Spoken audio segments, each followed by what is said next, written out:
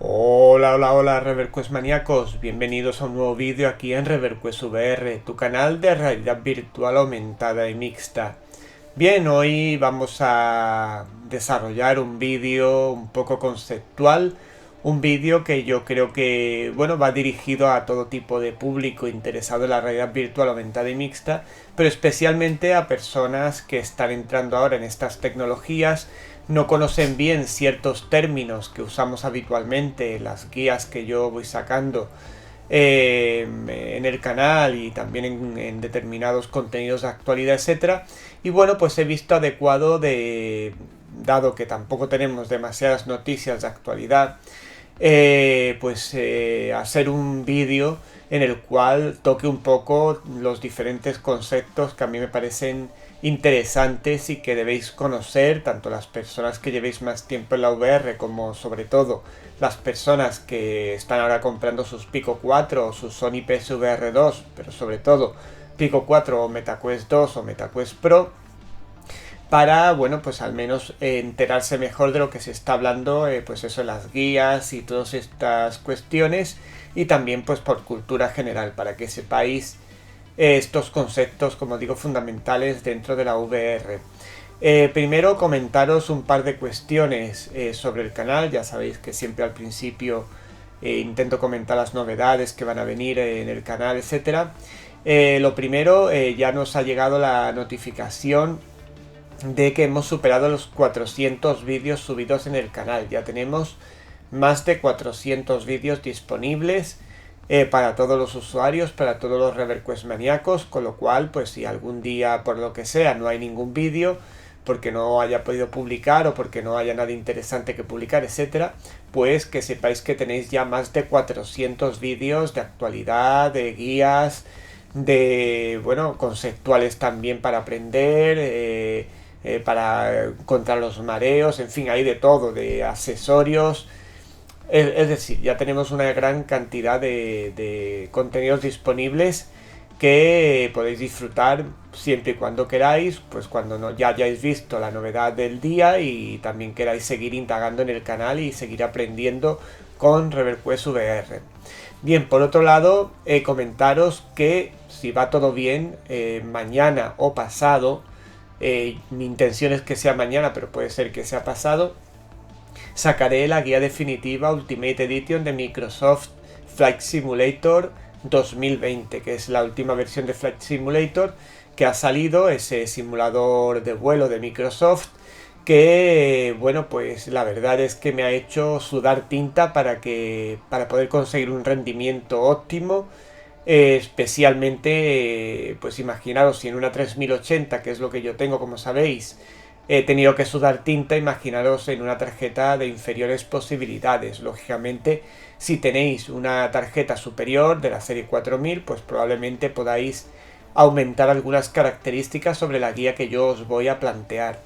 Y bueno, pues así haciendo un resumen rápido, lo que más orgulloso estoy, lo que he perseguido durante esta guía es obtener una experiencia fluida, lo más nítida y detallada posible, y sobre todo haciendo hincapié en el uso de DLSS, DLAA y OpenXR, que han sido las tres herramientas que me han ayudado, junto con, bueno, pues un poco tocar un poco en los settings del propio juego, a obtener este rendimiento realmente del cual estoy muy contento, porque es un juego que Microsoft Flight Simulator muy exigente, es uno de los simuladores de vuelo más exigentes. Además tengo que decir que lo he disfrutado con un JAS, que ya sabéis que es un mando especializado para simuladores de vuelo, y le doy las gracias de nuevo a mi buen amigo y ReverQuest maníaco Jesús Opesales por la sesión que hizo al canal de este JAS, con el cual he podido hacer yo estos testeos. Y bueno, pues como digo, la experiencia que he conseguido es muy fluida. Ya cuando veáis la guía os comentaré concretamente qué aspectos he querido yo, sobre todo, hacer hincapié para que todos los usuarios que sigan esa guía puedan tener una experiencia lo más bonita y lo más fluida posible, y que también se vea muy bien, porque la verdad es que se ve de escándalo. Bien, esto vendrá, ya digo, mañana o pasado. Entre tanto, hoy vamos con ese vídeo, como digo, de conceptos que algunos a lo mejor podéis considerar incluso tontorrones, pero que a mí me parece que para una persona que está a punto de entrar o que está entrando en el mundo de la VR, pues es algo bueno, que no es nada descabellado, el ofrecerle estos conceptos para que vaya entrando en calor, para que vaya metiéndose en lo que es toda esta vorágine que es en la que se va convirtiendo el mundo de la VR, que uno entra a lo mejor por el tema standalone, después se mete en PSVR y después hay ya multitud de historias. Bien, vamos a empezar, por ejemplo, con el, aunque parezca, vuelvo a repetir, un concepto tonto, el concepto VR. ¿Qué es la VR? ¿Qué es la realidad virtual? Bueno, pues la realidad virtual, como ya muchos sabréis, son aplicaciones, juegos, experiencias en las cuales pues nosotros nos sentimos inmersos dentro de una, pues vuelvo a repetir, experiencia, aplicación o videojuego enteramente en formato digital. Es decir, nosotros estamos insertos, por decirlo de alguna forma, en un mundo digital, y allí pues jugaremos o interactuaremos con el medio o cualquier otra cosa. En cuanto al concepto de realidad aumentada, pues la variante que tiene sobre la realidad virtual es que en este caso vamos a insertar dentro de la realidad real cuestiones digitales. Es decir, vamos a, por ejemplo, pues el Moon VR Video Player que os he comentado en alguna ocasión, tenemos una pantalla de cine dentro de nuestra habitación, pues estamos insertando esa pantalla digital dentro de un mundo real. O cuando interactuamos, otro programa que os puse, OpenBrush, de dibujar teniendo de fondo nuestro mundo real, pues también sería un ejemplo de realidad aumentada. Por tanto, realidad aumentada es mezcla o introduce, mejor dicho, cuestiones digitales dentro de la realidad. Y la realidad mixta, o XR, que se le suele llamar a la VR realidad virtual, AR realidad aumentada y XR realidad mixta. Pues la realidad mixta es justo lo contrario, es introducir dentro de lo digital conceptos reales. Habréis visto infinidad de vídeos de Beat Saber, etcétera, donde vemos al jugador de turno mezclado con lo que es el juego y solo vemos a la persona que está jugando dentro de ese mundo virtual. Pues eso es la realidad mixta. Bien, ¿qué es un visor VR? Aunque parezca una tontería. Pues los visores VR pues son dispositivos sonoros y audiovisuales con los cuales vamos a poder experimentar tanto experiencias de realidad virtual, aumentada y mixta. Los visores más conocidos pues seguro que os suenan: Pico 4, MetaQuest 2, MetaQuest Pro, también hace tiempo los Oculus Rift, etcétera, etcétera. Windows Mixed Reality también tuvo su momento, Valve Index, en fin, hay multitud de visores y van saliendo muchos continuamente. Haremos un vídeo separado de este donde veremos ciertos conceptos dentro de los visores para que también os queden claros, pero de momento aquí simplemente el concepto de visor, un dispositivo como puedan ser las Pico 4 que yo tengo aquí, un dispositivo que suele tener este formato y que nos sirve, como digo, para disfrutar de experiencias VR, AR y XR. Bien, ¿qué más conceptos tenemos? Bueno, una vez que ya tenemos el visor puesto, tenemos varios formatos o varias formas de disfrutar de las experiencias VR. Tenemos el formato standalone. ¿Qué significa standalone? Pues la propia palabra indica que puede ser, es disfrutar de juegos, experiencias, aplicaciones VR, pero sin usar un ordenador. Es decir, con las capacidades que tenga el propio visor y con el catálogo que traiga el propio visor, como es por ejemplo, los ejemplos más claros, Pico 4 o MetaQuest, con sus diferentes catálogos, o también Sony PSVR 2, que también tiene su catálogo propio. Este sería el formato standalone. Y sobre todo también el formato standalone puede caracterizarse, aunque, bueno, no, se caracteriza sin duda alguna porque no usa cable, no usa un cable por tradición.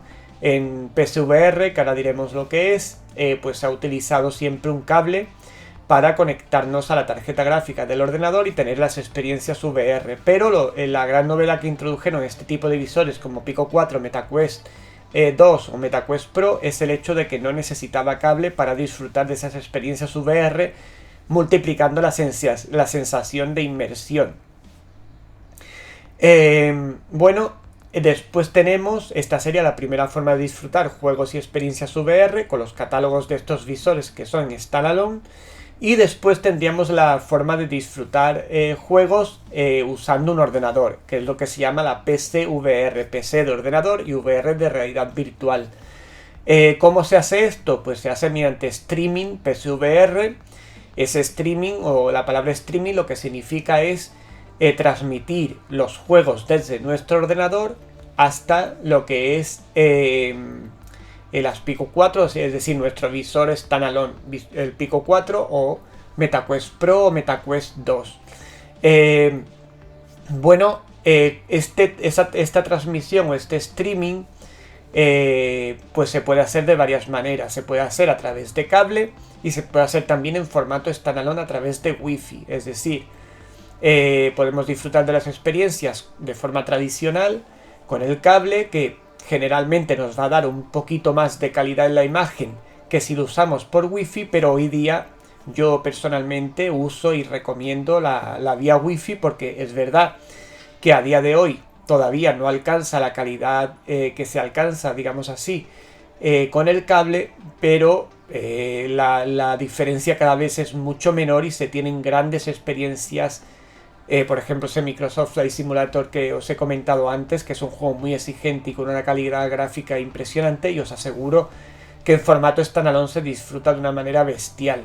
Yo no pongo en duda que con cable se disfrutará incluso mejor, pero la diferencia cada vez es menor y así seguirá siendo conforme avance la tecnología standalone. Bien, una vez que sabemos cómo transmitir del ordenador al visor, ese streaming PSVR, o que también podemos disfrutar en formato standalone con el catálogo propio que traiga cada visor. Bueno, ¿qué diferencias hay entre una experiencia y otra? Bueno, la diferencia fundamentalmente suele ser visual, una diferencia visual y también de mecánicas de VR, que generalmente, conforme avancen estos visores standalone, irán a más, pero generalmente bueno, pues en el formato standalone la calidad visual suele ser bastante menor, la nitidez, calidad de las texturas, etcétera, suele ser menor. La fluidez en muchos casos también puede ser menor debido a la potencia que tienen estos visores en ese formato standalone. Y las mecánicas pues pueden verse limitadas porque ciertas mecánicas requieran de una mayor potencia para que, digamos así, se desarrollen en standalone de forma efectiva. Bien, por tanto, entre un juego, mi recomendación entre un juego que esté en formato standalone y siempre que tengáis un PC potente o medio, os recomiendo siempre la versión PSVR antes que la versión standalone, porque la diferencia en muchos casos es bastante importante. Bueno, una vez que ya nos centramos en el área porque standalone tampoco hay mucho más que decir, salvo que pues simplemente será comprar el juego de turno o si es gratuita, obtener esa aplicación gratuita y ejecutarla y ya está, no tiene más misterio. Pero en el mundo del streaming PSVR sí hay mucha más variedad. Dentro de lo que es la PSVR tenemos dos interfaces que me han preguntado muchas personas en varias ocasiones. Como decía, hay dos interfaces o SDK, paquetes de desarrollo para juegos tanto en formato standalone como en PSVR, que son uno, el OpenVR, que es el clásico, que lo creó Valve en su momento y que nos permite, es una API y además un pack de desarrollo para desarrolladores de juegos, etcétera. Bueno, que a diferencia del OpenXR es mucho menos eficiente en general, pero por otro lado está más estandarizado a día de hoy. Este OpenVR además nos sirve de nexo de unión, que lo he comentado en alguna ocasión, de nexo de unión entre nuestro visor VR, sea del formato que sea, y nuestro ordenador en este caso, o para poder desarrollar los juegos de standalone en el caso de un visor standalone. ¿Qué diferencia hay con OpenXR? Pues OpenXR sigue siendo una nueva API, en este caso es una API abierta, de código abierto, por tanto puede ser modificada por cualquiera, a diferencia de la de Valve. Y esta API, además de ser abierta y servir a los desarrolladores para desarrollar sus juegos, ahora mismo no está tan implementada como OpenVR, pero desde hace ya tiempo está sustituyendo con bastante velocidad a a OpenVR. De hecho, Pico 4 ya es totalmente compatible con OpenXR, MetaQuest 2 y MetaQuest Pro, por supuesto, y cada visor que sale nuevo suele ser compatible completamente con OpenXR, que será la interfaz de desarrollo de juegos VR, AR y XR del futuro, porque entre otras cosas nos va a proporcionar una mayor eficiencia de recursos y un mayor rendimiento en todas las aplicaciones, juegos, etcétera. Incluso como es de código abierto, últimamente se le están implementando en formato PC, porque hay características de los visores VR que en PC no estaban siendo explotados, como por ejemplo el pass-through, o como por ejemplo el hand tracking, o el local dimming de las MetaQuest Pro. Pues ya a través de OpenXR, con desarrollos de la comunidad modder, se han incorporado, todavía no de una forma genérica, pero se está incorporando tecnologías de hand tracking, de pass-through y también de local dimming,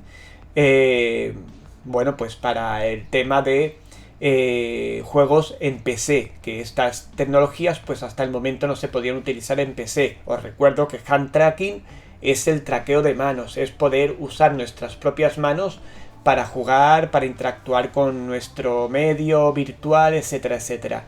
El local dimming es una tecnología que se aplica a un panel LCD para conseguir una colorimetría y unos negros muy semejantes a un panel OLED, pero sin los defectos del panel OLED. Con lo cual, esto de momento lo están incorporando algunos visores de alta gama, como por ejemplo lo que es MetaQuest Pro, o también otros visores como el último de HTC.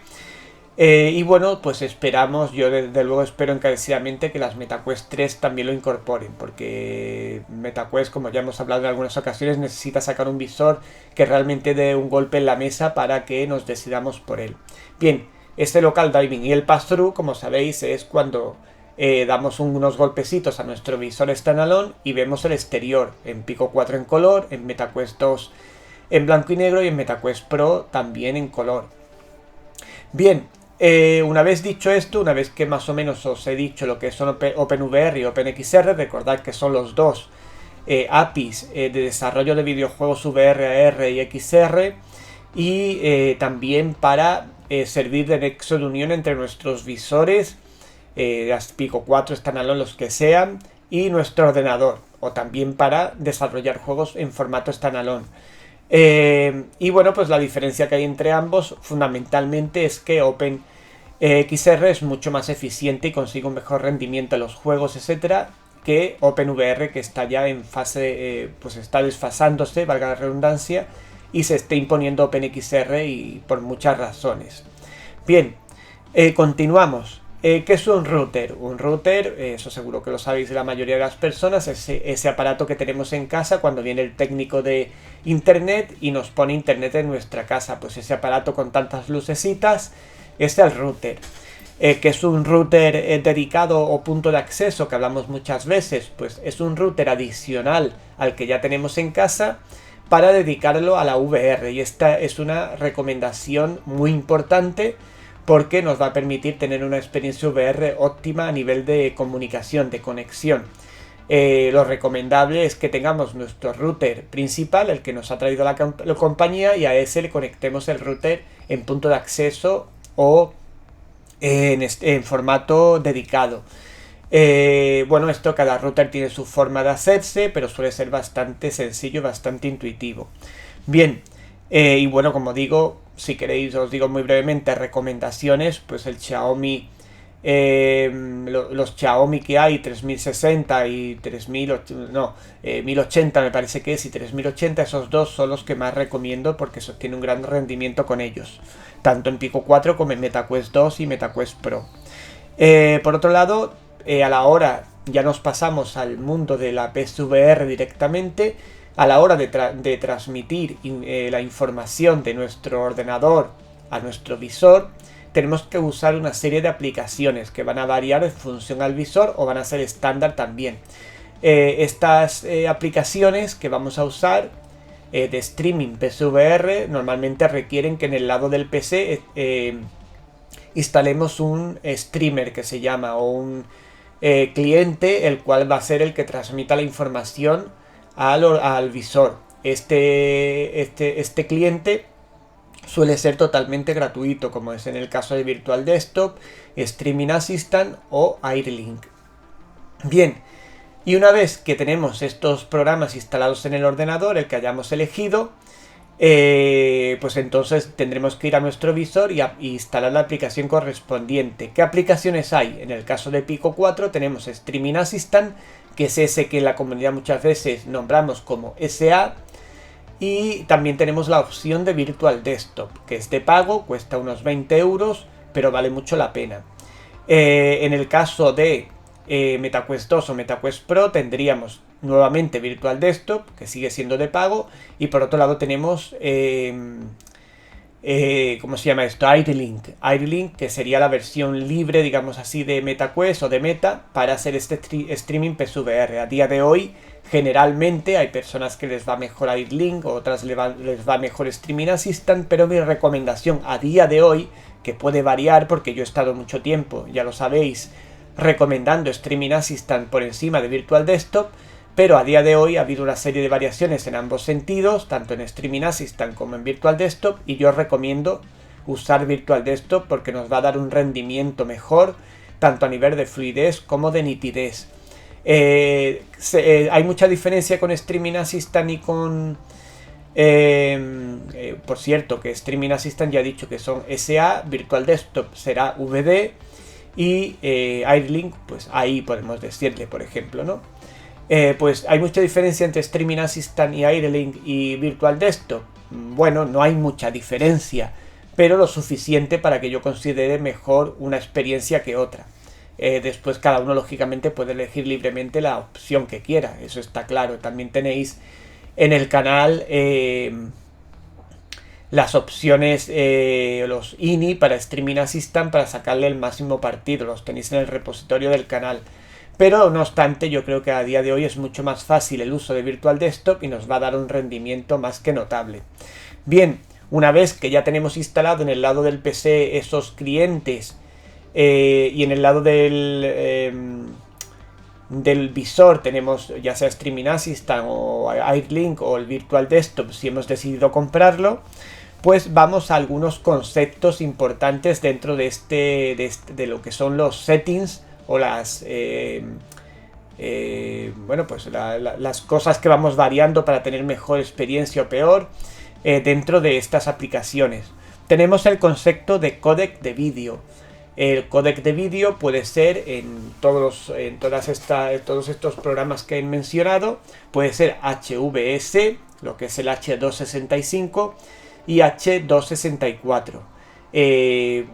Pues es de estos dos códecs el que nos da mejor calidad de imagen es HVS. Estos son codificaciones, o sea, son códecs, podríamos decir que son algoritmos, los cuales nos permiten comprimir la imagen sin perder la calidad. Sin perder calidad de imagen nos permite comprimirla para que después, al transmitir esa imagen a través de los del ordenador al visor, vaya mucho más rápido y no se nos ralentice el juego, etc. De ellos, como digo, el HVS es el que tiene más calidad y H264 el que menos.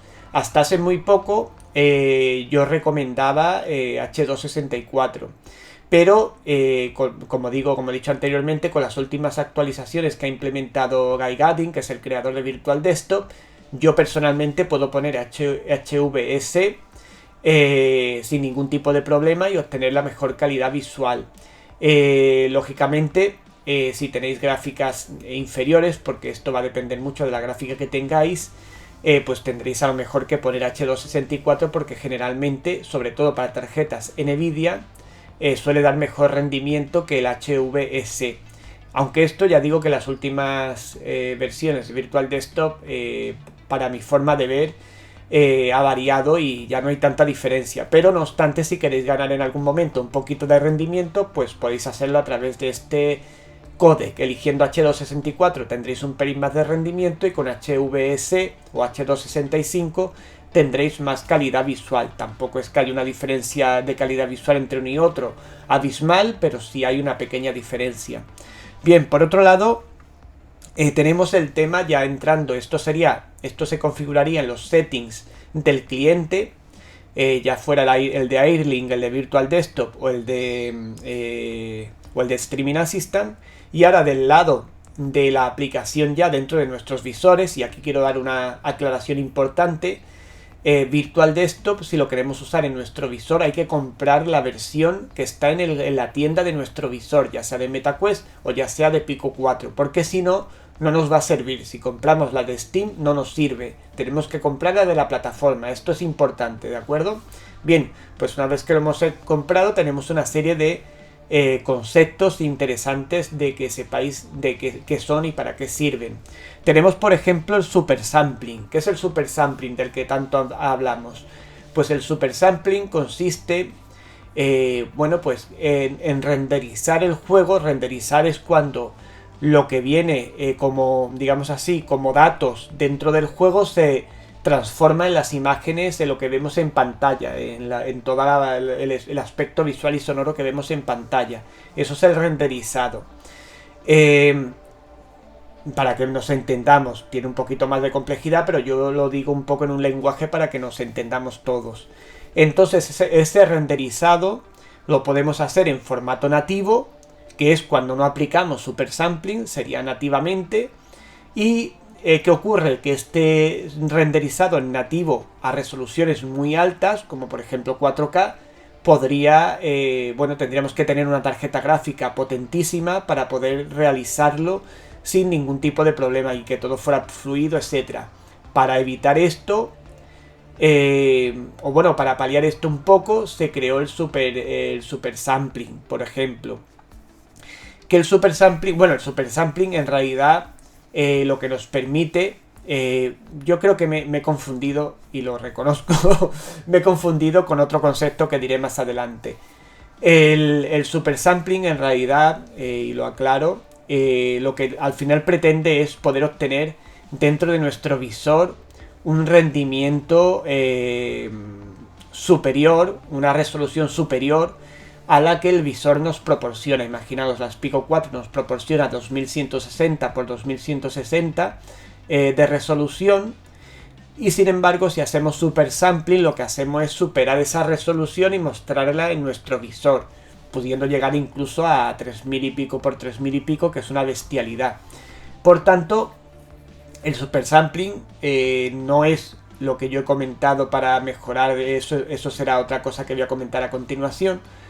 No es para mejorar el rendimiento del juego, sino lo que consiste el super sampling es en poder obtener una resolución superior a la de nuestro visor en experiencias VR. Pues el super sampling, digamos así, el nativo sería el 100%, y todo lo que subamos sería 150, 110, 120, estaríamos haciendo super sampling sobre sobre lo nativo del visor, sobre la resolución nativa del visor. Este super sampling lo podemos hacer a través de SteamVR de forma personalizada, o lo podemos hacer también en Virtual Desktop. En SteamVR yo, por ejemplo, ahora mismo tengo un super sampling de 2700 x 2700 dentro de SteamVR, y después en Virtual Desktop tengo la calidad ultra. Todo esto, tanto el super sampling como el tema del super sampling del Virtual Desktop, que son estas calidades de low, medium, high, ultra y modo Dios, van a depender enteramente de la capacidad y de la potencia de vuestra tarjeta gráfica. También va a depender de otros factores, pero fundamentalmente de eso. Por tanto, yo con una 3080 pues prácticamente puedo jugar haciendo ciertos manejos, pues todo tipo de juegos en SteamVR con esa resolución de 2700 x 2700 y calidad ultra dentro de Virtual Desktop. Ya os digo que dentro de Virtual Desktop tenemos pues calidad low, calidad medium, calidad high, ultra y modo Dios. La diferencia, siempre lo digo, entre modo Dios y ultra prácticamente visualmente es casi inexistente, pero yo recomiendo siempre que os quedéis en modo ultra porque vais a tener una experiencia excelente y vais a ganar en rendimiento un poquito.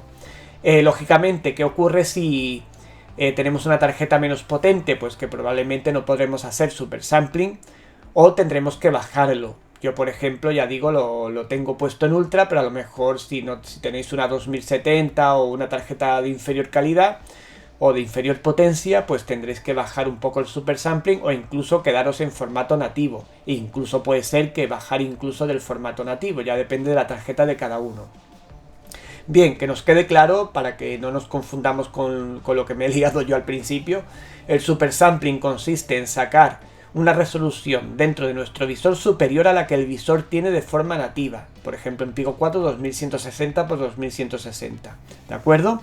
Bien, después tenemos determinadas técnicas, lo voy a decir ahora a continuación porque me viene al pelo, técnicas como que implementan tarjetas como Nvidia, fundamentalmente, las que voy a comentar, DLSS, el DLAA, que son técnicas que se desarrollan mediante inteligencia artificial y mediante hardware, mediante los famosos Tensor Cores en nuestras tarjetas gráficas, fundamentalmente las de las series RTX, en las cuales nos va a permitir, y ahora sí es correcto lo que voy a decir, nos va a permitir en el caso del DLSS poder renderizar el juego a una resolución inferior y después escalarla a una resolución superior.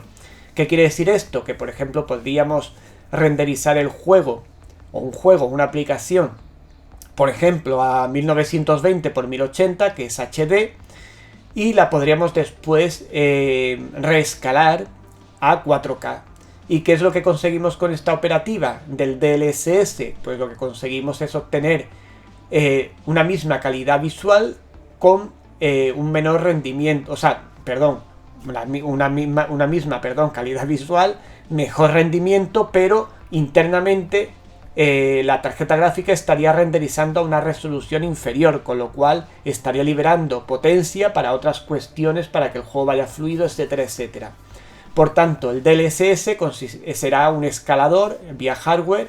También tenemos escaladores, como sabéis, vía software, como por ejemplo el FSR de AMD, el FSR 2.0, el CES de Intel, pero la más conocida es el DLSS y el que generalmente da una mayor eficiencia, el DLSS de Nvidia. Bien, y como digo, vuelvo a repetir, consiste en renderizar el juego a una resolución y verla en pantalla en una resolución superior. Y esto lo que nos va a permitir es que el juego vaya más fluido, porque se va a liberar potencia de la gráfica para que el juego precisamente rinda mejor, vaya más fluido, y además lo vamos a ver con la misma calidad visual que si lo estuviéramos viendo en 4K. ¿Qué pequeño defecto tiene esta cuestión? Pues el pequeño defecto que tiene es que normalmente el DLSS suele meter un poquito de ruido en la imagen. Ruido quiere decir borrosidad. Vamos a ver un poco de borrosidad, sobre todo a distancias lejanas. Bueno, para ello surge el DLAA. ¿Qué es el DLAA? El DLAA es un sistema también mediante los Tensor Cores, propio de las series RTX de Nvidia, que lo que nos permite es un sistema anti-aliasing. El anti-aliasing, os comento, es lo que nos permite que cuando vemos un juego, los bordeados de todo lo que vemos, tanto imaginaos que estamos en Microsoft Flight Simulator, pues el bordeado de nuestro avión, de los edificios, de todo lo que estamos viendo, se vean totalmente nítidos, que no haya dientes de sierra, que no esté la imagen temblona, por ejemplo. Pues esto, el DLA, es el sistema de anti-aliasing más efectivo para obtener una nitidez pristina y además mejora un poco el rendimiento también del juego y además nos va a eliminar en gran parte ese ruido que nos mete el DLSS. Por tanto, la combinación del escalador DLSS más el sistema anti-aliasing por hardware de DLA nos va a permitir generalmente una configuración óptima para juegos VR, porque nos va a proporcionar rendimiento, nos va a proporcionar calidad de imagen y además nos va a eliminar ruido y dientes de sierra. ¿De acuerdo? Por tanto, pues estas dos tecnologías son muy importantes para la VR. Bueno, hay personas... vamos a darle un poco de luz que ya casi ni se me ve. Lo que decía, hay los más puristas en este tipo de cuestiones, pues son reacios a utilizar tecnologías como DLSS o DLA, porque, bueno, pues en cierta manera piensan que como no se está desarrollando todo lo que estamos viendo en formato nativo, pues se va a perder calidad, no es lo suyo, en fin.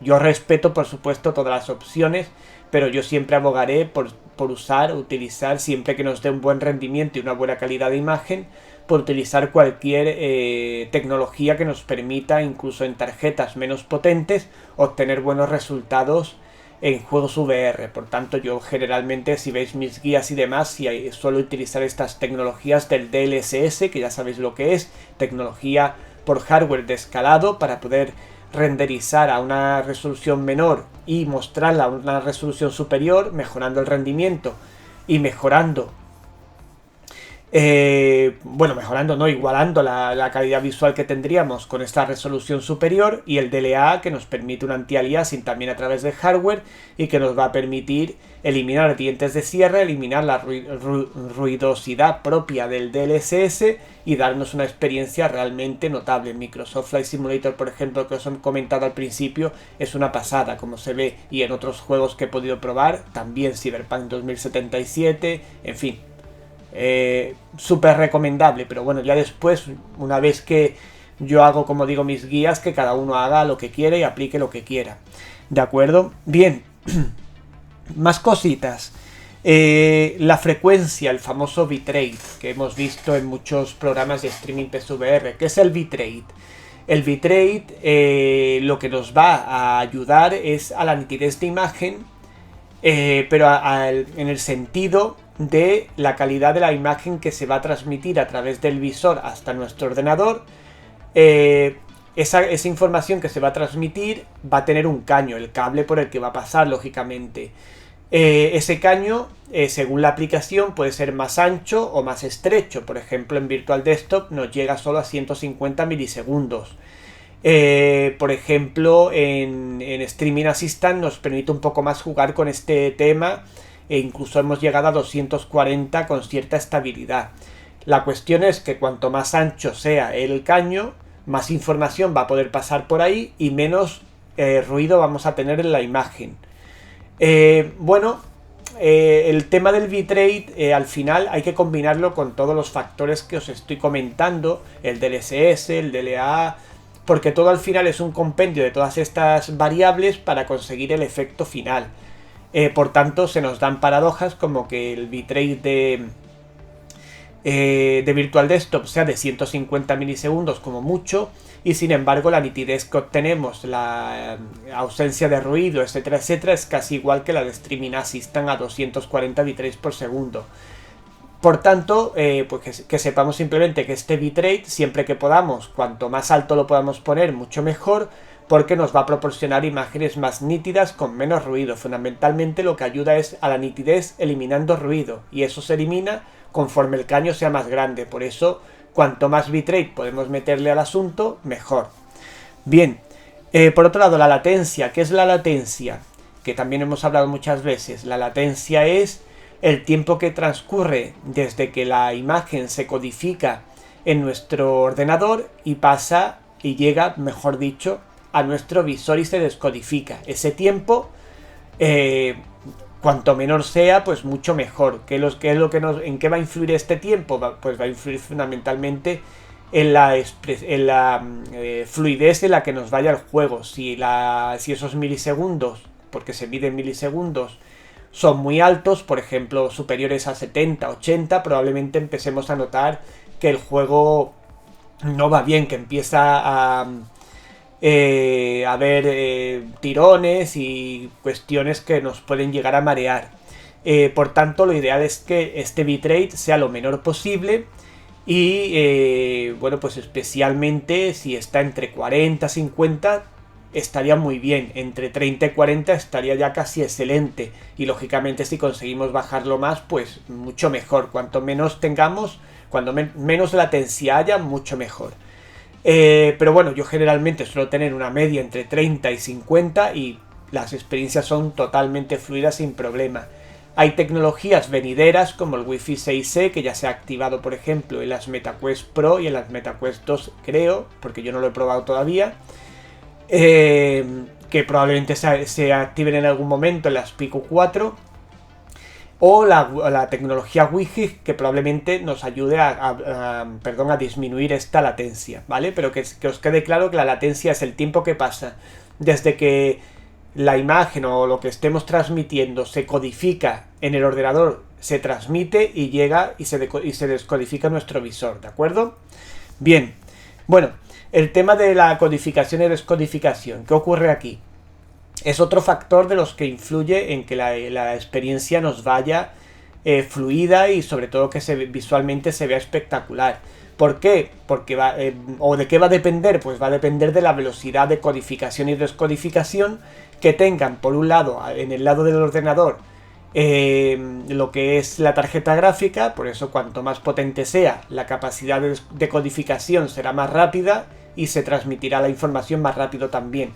Y la capacidad de descodificación que tenga nuestro visor. No es lo mismo un visor de hace 10 años que un visor de ahora, que ya descodifica mucho más rápido, y eso nos permite pues que esa latencia sea menor, porque codificamos, pum, enviamos y descodificamos, codificamos, pum, enviamos y descodificamos, todo rápido y la latencia entonces es menor.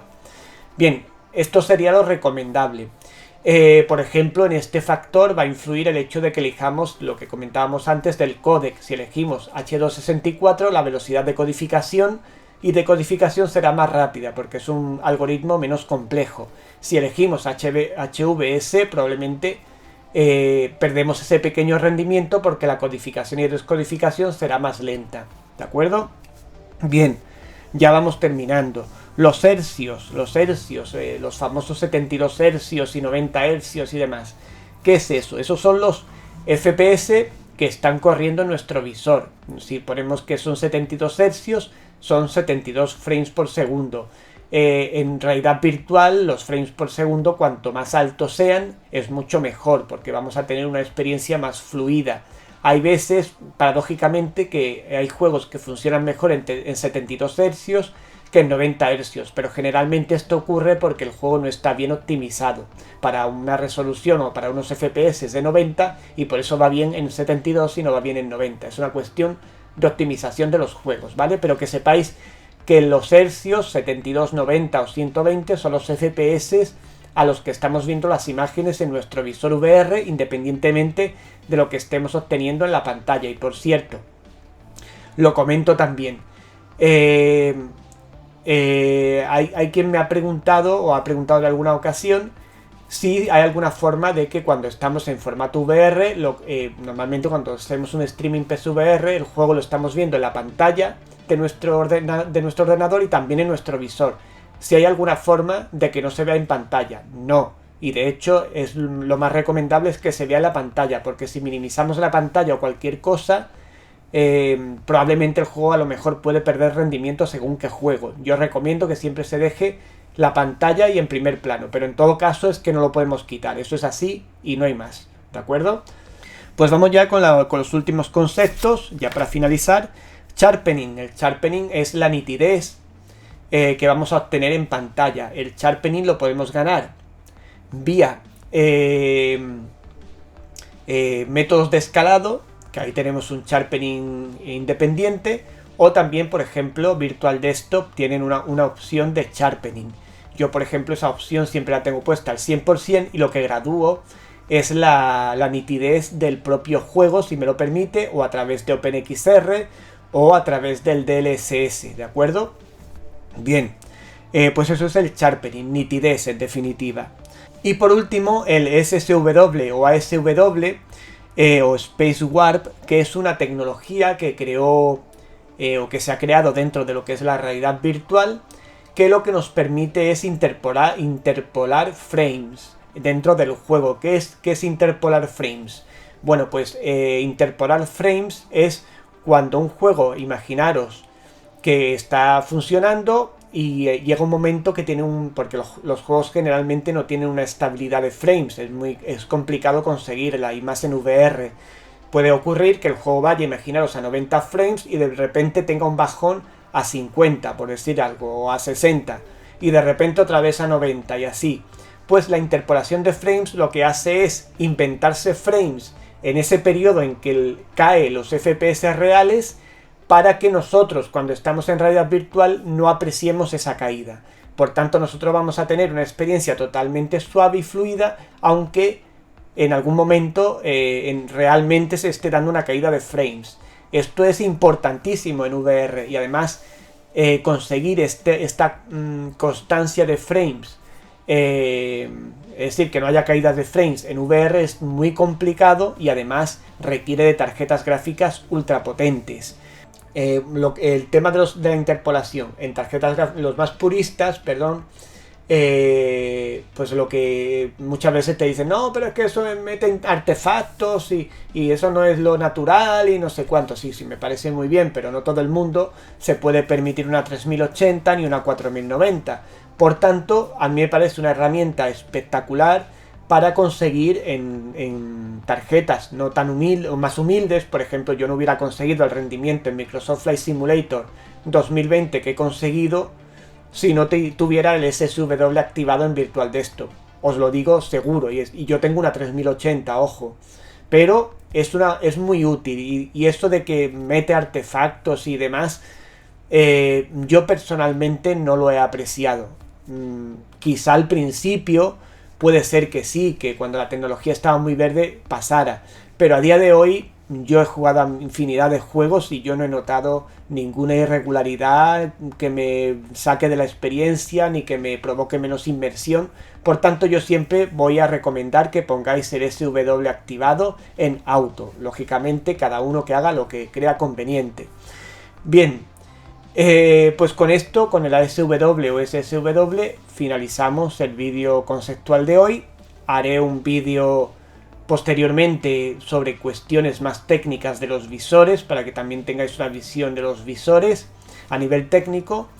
Y bueno, pues espero que os haya sido interesante. Yo creo que en un día como hoy, que tampoco había mucha actualidad y demás, pues me parece una forma muy interesante, sobre todo para personas que empiecen con estas cuestiones, y para aquellos que ya estén, para aclarar conceptos, etcétera. Pues es una forma muy agradable, pues de hacerse con todos estos conceptos, y que cuando utilicemos todas estas herramientas sepamos un poco mejor lo que estamos haciendo, porque es fundamental para lograr un buen rendimiento en los juegos saber pues estos conceptos, para saber qué estamos haciendo. Yo sigo aprendiendo día a día, como siempre os digo. Recientemente he aprendido con Microsoft Flight Simulator a manejar mejor el OpenXR y el OpenXR Toolkit, y nunca hay que dejar de aprender, pero me parece que es un vídeo que puede ser muy interesante para todos. Espero que lo sea, y nos vemos pronto en más contenidos aquí en ReverQuest VR, tu canal de realidad virtual aumentada y mixta. No me falléis, yo estaré aquí. ¿Tú vas a estar? Hombre, claro que sí. Venga, nos vemos. Chao, chao, ReverQuest maníacos.